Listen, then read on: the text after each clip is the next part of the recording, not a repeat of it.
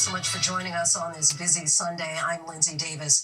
A severe weather threat as we come on the air tonight. A tornado watch is in effect for portions of Arkansas, Mississippi, Tennessee, and Kentucky. And soaking rain is moving into the Northeast, and winter weather alerts from Minnesota to Maine. But we begin with a welcome sight for millions of Catholics around the globe.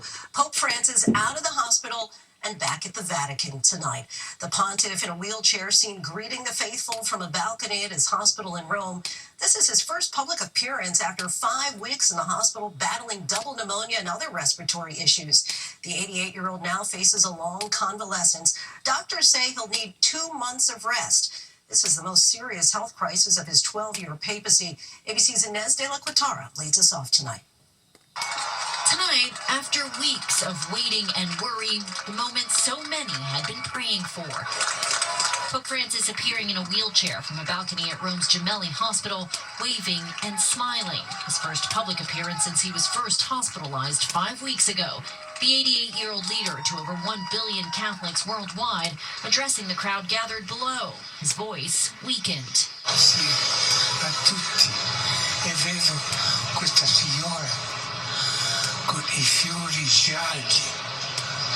È brava. The Pope then discharged and heading back to his Vatican residence. The Holy Father will be discharged with a prescription to partially continue drug therapy and convalescence and rest period at least 2 months. The pontiff first hospitalized with bronchitis over a month ago, which later developed into pneumonia. Doctors say he battled 2 life-threatening crises.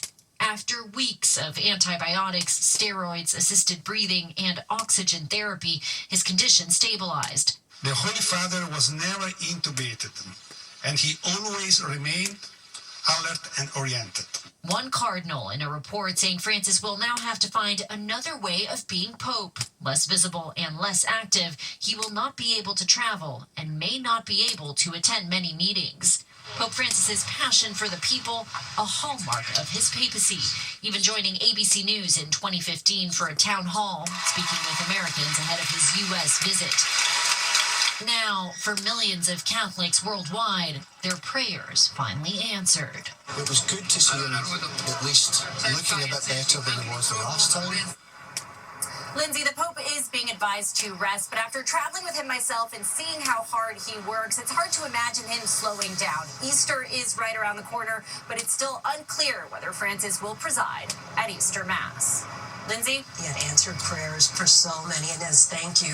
Now to millions on alert for severe weather from a cross-country storm, including a tornado threat in multiple states. And the fire danger persists in parts of the South. The governor of South Carolina deploying members of the state's National Guard to help battle those wind-fueled flames. Let's get right to meteorologist Danny Beckstrom from our New York station, WABC. So, Danny, time this out for us.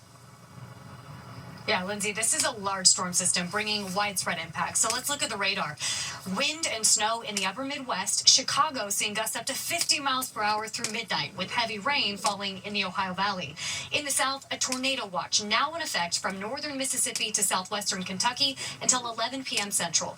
Taking a closer look at that threat through tonight, which extends over to East Texas, tornadoes are possible, but the more widespread concerns are damaging wind gusts and large hail with storms that fire up after sunset.